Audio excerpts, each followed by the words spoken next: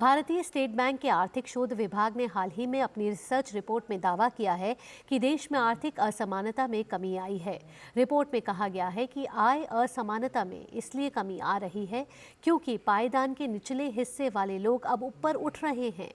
आय असमानता मापने के लिए इस्तेमाल की जाने वाली गिनी गुणांक के मुताबिक लोगों की आय में असमानता वित्त वर्ष 2014 से 2015 से लेकर 2022-23 के दौरान 0.472 से घटकर 0.402 पर आ गई है। रिपोर्ट के मुताबिक लोगों की आमदनी बढ़ने और भारतीय मध्यम वर्ग की स्थिति मजबूत होने से ये सब संभव हो पाया है।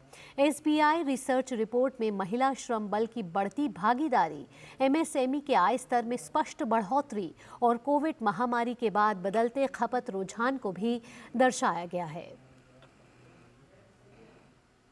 एसबीआई ग्रुप के मुख्य आर्थिक सलाहकार सौम्य कांति घोष ने कहा है कि के आकार रिकवरी या बढ़ती असमानता के तर्क भारतीय संदर्भ में मिथक बने हुए हैं।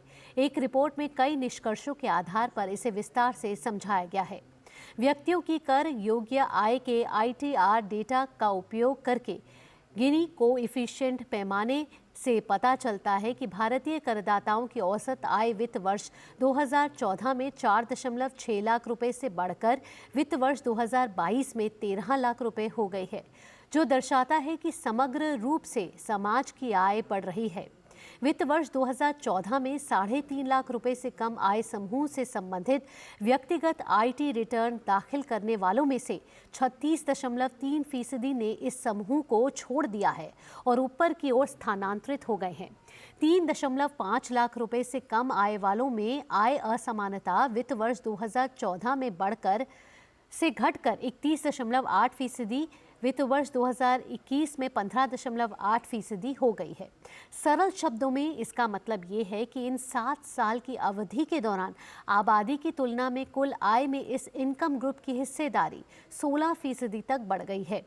10 करोड़ रुपए तक की ग्रॉस इनकम वाली लगभग 20% एक्टिव फर्म्स ने अपनी आय में वृद्धि की है। इसके अलावा मुफ्त खाद्यान्न, आश्रय चिकित्सा और बिजली प्रदान करने के कार्यक्रम गरीबों का बहुत सारा पैसा बचाते हैं। ऐसे में बढ़ती असमानता के तर्क भारतीय संदर्भ में मिथक बने हुए हैं।